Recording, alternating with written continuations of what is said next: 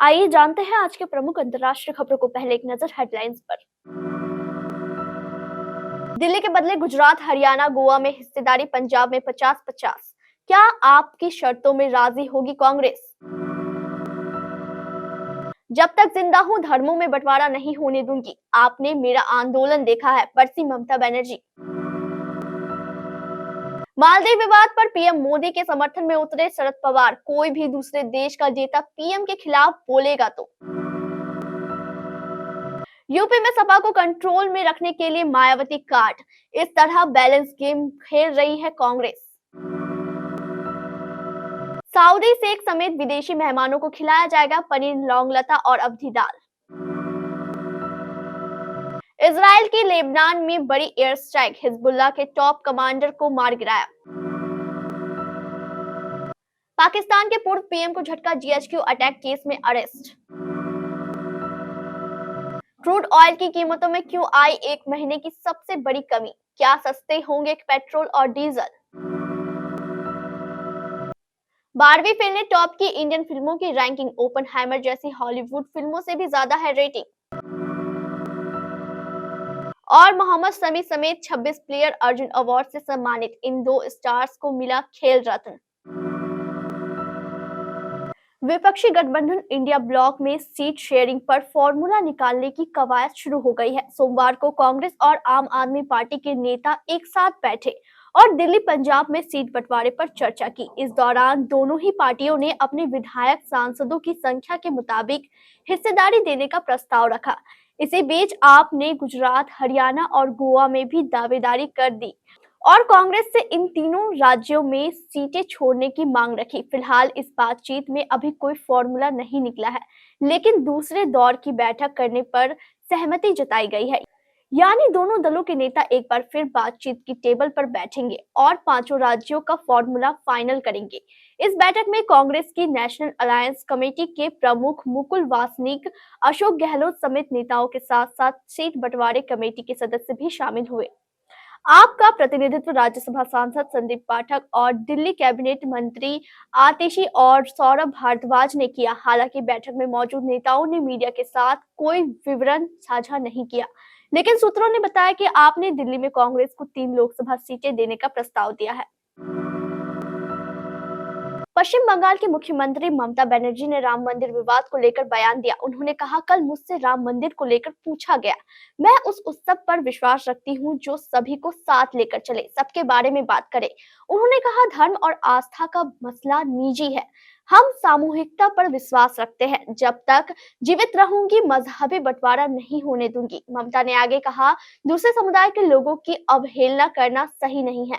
मैं ईश्वर अल्लाह की कसम खाकर कहती हूँ कि जब तक मैं रहूंगी तब तक कभी हिंदू मुसलमान में भेदभाव करने नहीं दूंगी। आप चुनाव से पहले जो कर रहे हैं करिए, मुझे कोई दिक्कत नहीं है। ममता ने आगे कहा, जो कर रहे हो करिए, आप कोर्ट के दिशा निर्देशों के तहत ऐसा कर रहे हैं। आप चुनाव से पहले नौटंकी शो कर रहे हैं, करे, लेकिन दूसरे धर्मों को छोटा मत समझो। मैं वादा करती हूँ कि जब तक मैं जिंदा हूँ तब धर्मों के बीच बंटवारे नहीं होने दूंगी। आपने सीएए और एनआरसी के दौरान मेरा आंदोलन देखा है।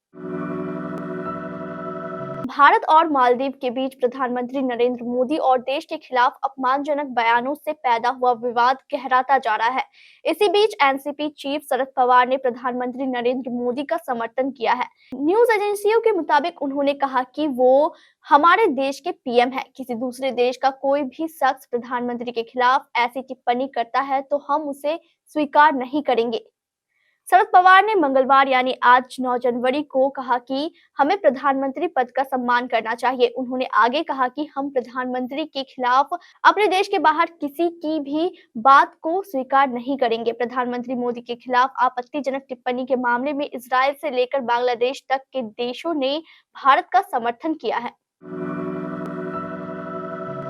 यूपी कांग्रेस के प्रभारी अविनाश पांडे ने कहा कि इंडिया गठबंधन के कुछ साथी बहुजन समाज पार्टी के संपर्क में हैं। उन्होंने लखनऊ स्थित यूपी कांग्रेस कार्यालय पर पत्रकारों से बात करते हुए ये भी कहा कि राष्ट्रीय स्तर पर समन्वय समिति इस पर काम कर रही है। बसपा के साथ गठबंधन को लेकर उनकी क्या चर्चा हुई है, मुझे इस बारे में जानकारी नहीं है।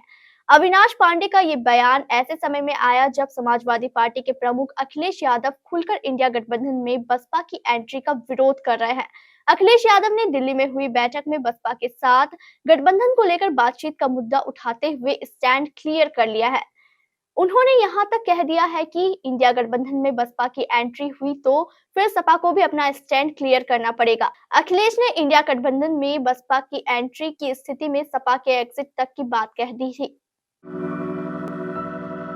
10वें वाइब्रेंट गुजरात ग्लोबल समिट का बुधवार को भव्य उद्घाटन होने जा रहा है। ये समिट 10 से 12 जनवरी तक चलेगा। मेहमानों की सुरक्षा से लेकर खान पान का विशेष ध्यान दिया जा रहा है।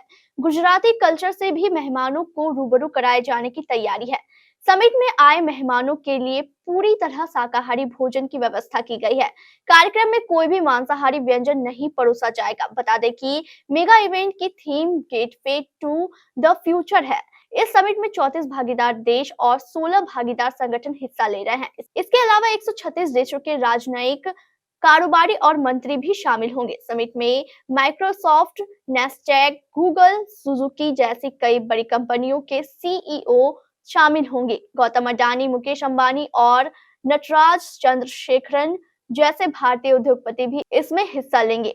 प्रधानमंत्री नरेंद्र मोदी भी 3 दिवसीय दौरे पर गुजरात पहुंच गए हैं। यहाँ अतिथियों को गुजराती और भारतीय व्यंजन परोसे जाएंगे। सभी मेहमानों के लिए शुद्ध शाकाहारी भोजन के साथ बाजरे के व्यंजन भी परोसे जाएंगे। इजराइल ने लेबनान में बड़ी एयर स्ट्राइक को अंजाम देते हुए हिजबुल्लाह के एक टॉप कमांडर को मार गिराया है। लेबनान के आतंकी संगठन हिजबुल्लाह और इजराइल के बीच पिछले 3 महीने से चली आ रही तनातनी के बीच इजराइल के हाथ यह बड़ी कामयाबी लगी है। हिजबुल्लाह ने खुद यह बात स्वीकार की है कि दक्षिणी लेबनान में उसका एक कमांडर इजरायली हमले में मारा गया है। इजराइल की इस एयर स्ट्राइक के बाद पिछले 3 महीनों से चल रही इस जंग के और बढ़ने की चिंता बढ़ गई है। इजराइल की एयर स्ट्राइक में हिजबुल्लाह का जो कमांडर मारा गया है उसका नाम विसाम हसन अल तवील है। विसाम तवील हिजबुल्लाह के स्पेशल राडवान फोर्स का सदस्य था। हिजबुल्लाह और इजराइल के बीच जारी जंग में अब तक हिजबुल्लाह के जितने भी कमांडर मारे गए हैं, तावील उसमें सबसे प्रमुख है। हालांकि इस हमले पर अब तक इजराइल की तरफ से कोई बयान नहीं आया है। पाकिस्तान तहरीक-ए-इंसाफ के संस्थापक और पूर्व प्रधानमंत्री इमरान खान को 9 मई के हिंसक विरोध प्रदर्शन से संबंधित जीएचक्यू हमला मामले में गिरफ्तार किया गया है। उनकी यह गिरफ्तारी तब हुई है जब वह पहले से ही कई मामलों के तहत अदियाला जेल में सजा काट रहे हैं। पाकिस्तानी न्यूज चैनल के मुताबिक रावलपिंडी में एक आतंकवाद रोधी अदालत ने जीएचक्यू हमला मामले के साथ साथ एक मेट्रो स्टेशन पर आगजनी और 9 मई 2023 को हिंसा भड़काने से संबंधित 2 अन्य मामलों के संबंध में खान को तलब किया था। सिफर और ग्राफ्ट मामलों में अदियाला जेल में पहले से ही सलाखों के पीछे बंद खान ने वीडियो लीक के जरिए अदालत की कार्रवाई में हिस्सा ले पाए, क्योंकि सुरक्षा चिंताओं की वजह से उन्हें अदालत में पेश नहीं किया जा सका। कच्चे तेल के दामों में उतार चढ़ाव के आधार पर कई देशों में पेट्रोल डीजल के रेट में उछाल या गिरावट आती देखी जाती है। ग्लोबल बेंचमार्क ब्रेंट क्रूड में कल इतनी भारी गिरावट आई जिसके बाद ये पिछले 1 महीने की सबसे बड़ी गिरावट बन गई। आज तो क्रूड ऑयल के दाम में बड़ी गिरावट नहीं देखी जा रही है और कच्चे तेल के रेट मिले जुले दिख रहे हैं। सोमवार को इसमें इस कदर कमजोरी हावी थी कि कच्चा तेल अपने निचले स्तरों के दायरे की तरफ जाता दिखा और इसके पीछे कई कारण हैं। यूपीएसी प्लस के लीडर सऊदी अरब के कच्चे तेल के दाम में कटौती करने और ग्लोबल बाजारों की कमजोरी का असर कच्चे तेल पर देखा जा रहा है। इसी वजह से इसके दाम में लगातार गिरावट आती जा रही है। रियाद ने क्रूड ऑयल के दाम में कटौती की, वो उम्मीदों से कई ज्यादा रही, जिसका असर कच्चे तेल के रेट पर देखा गया है। इसके अलावा अन्य मिडिल ईस्ट देशों में भी कच्चे तेल के दाम में जोरदार गिरावट आ रही है।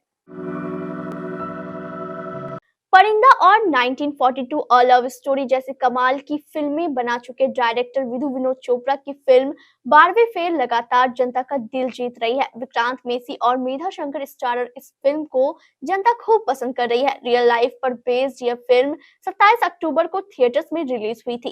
करीब 20 करोड़ रुपए के बजट में बनी इस फिल्म ने 50 करोड़ रुपए से ज्यादा नेट कलेक्शन कर लिया है और सरप्राइज हिट बन गई है।